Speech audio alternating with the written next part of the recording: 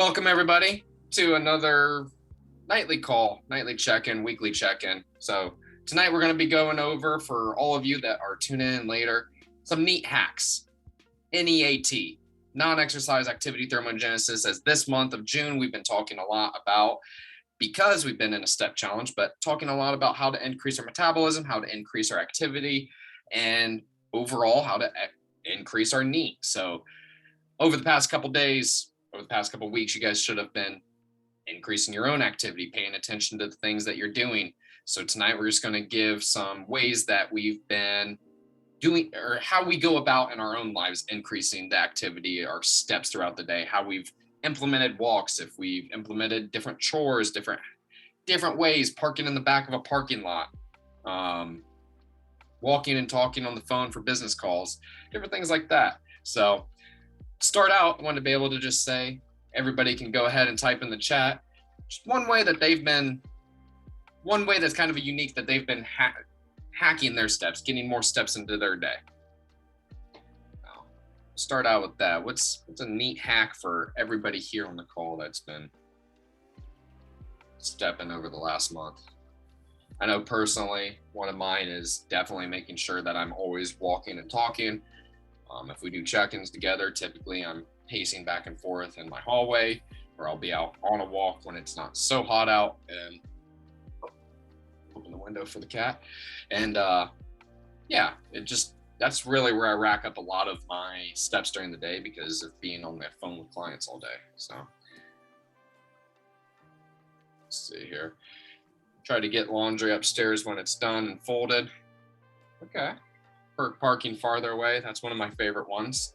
Definitely at Costco too, because nothing annoys me more than seeing someone just drive for 10 minutes around a parking lot trying to find the best spot that's sitting in the sun anyway, right next to the cart rack, when you can park in the back underneath a oak or a tree that's planted back there and stay in the shade and everything else, plus get extra steps in.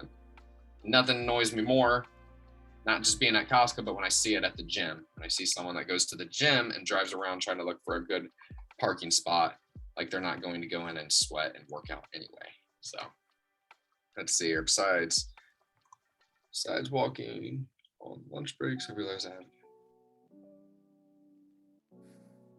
Okay, that's a good one. Yeah, especially if it's taking that buffering time and load time. I know I've done a lot with when I'm loading videos or uploading things, especially when after tonight, when I go to upload this YouTube video, I will go walk around. I'll leave my phone, because usually my phone's tied up with uploading and a little spinny clock wheel that goes around and the loading sign. So I'll just leave my equipment and go for a walk, come back and pick it up and hit the next step, hit the next button, keep progressing that way. So that's a good way to work it in specifically for you, because I know that each of us has specific jobs. I know that some of us work in the hospital, some of us work behind computers. So the different hacks are going to be dependent on all of us. Walk around the yard to check and water the flowers and trees. And yeah, that's a good one, especially having an acre of land, being able to go check everything over, especially when you get windstorms and everything.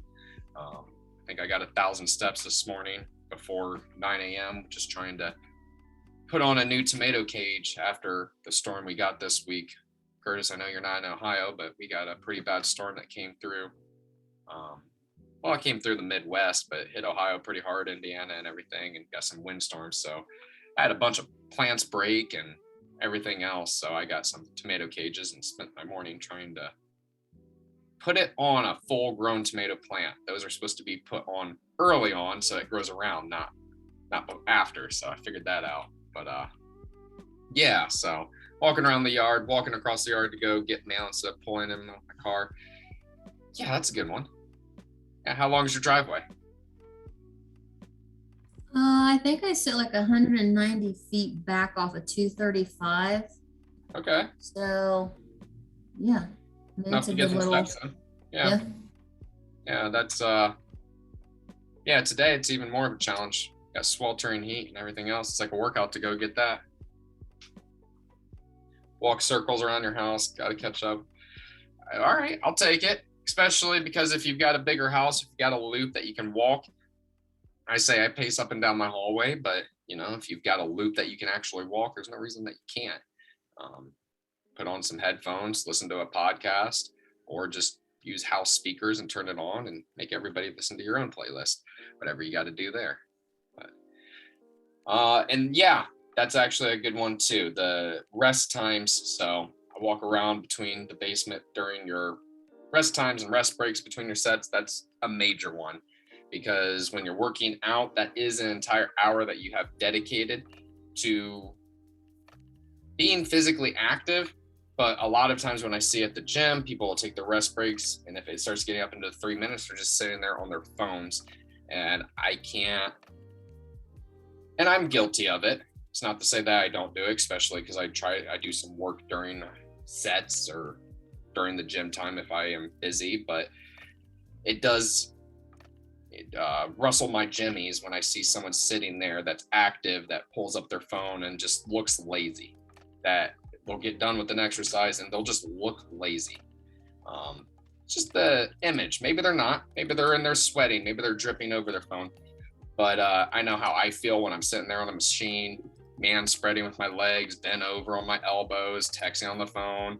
And I know there's someone across the gym with their eyes on me being like, this dude, is he about done with his set? How many sets he's got left? So yeah, walking during your rest breaks is one of the best things that you can do. So good, guys. I think that's a good list to get us started and give some ideas for other people too. I think what I have written down here, just some of the things that I've already said, the walking and talking. If you're on the phone and you're not on a Zoom, if you're able, even at the desk, those of you that are behind desks, those of you that work with clients, get up and walk, because that's one of the things that people forget about, that in studies it has been shown that when you're active, when you are moving around, when you're getting blood flowing, you're going to have a little bit more brain power. You're going to be a little bit smarter. You're going to have a little bit more memory recall, memory retention. So if you are talking to a client that's important, the best thing that you could do is, you're afraid you're going to miss what they say, their notes. Take a notepad with you, open the notes phone or the notes app on your phone, and go walk and talk to them, because you're going to get more out of it. They're going to get more out of it. You're going to have a better conversation, and you're not going to miss anything. That's always the fear, leaving your desk and not being able to have everything that you're never going to use anyway in front of you. So another thing, parking in the back. I always park in the back of parking lots every time and just make it a habit. First off, you're never going to be pissed off ever again, because I know how annoyed I can get if it's raining or it's just hot out, like it's hot out today and you just can't find a spot.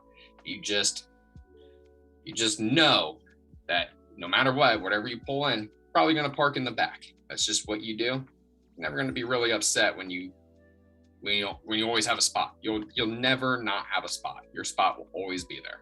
So I know that's more of a mental thing, but plus you're getting more steps in. But I try to find hacks from my life that reduce my stress and reduce the amount of rage that I get from other people. So if I can resolve myself to just doing things in my life that force me, that has my own spot in the back of the parking lot, it works for me. So 10-minute walks after you get done eating.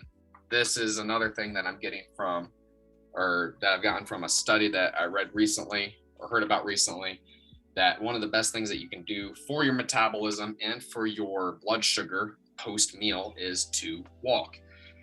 You're going to start your parasympathetic system. You're going to start your digestive system. You're going to start the whole body's going to kick off that digestive process. So, but also, if we're eating 3 meals a day, we're adding a 10-minute walk at the end of that meal. Now we're up to 30 minutes a day of walking. So we're habit stacking, yes, but also it's just been shown that a nice gentle walk.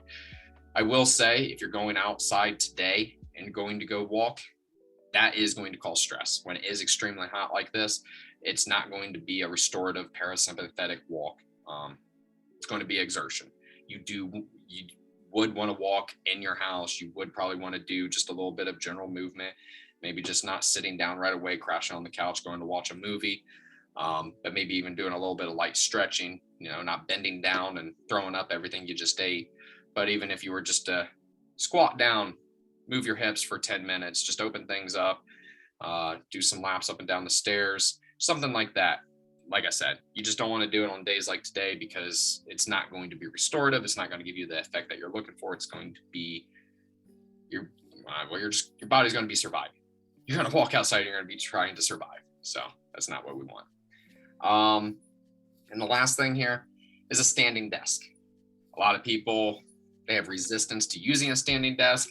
Those of you that don't, obviously you're on your feet. Some of you on the call, you're on your feet all day. I get it. But those that are behind a desk, you can go from burning your, I'd have it written down over there, I'll have to look.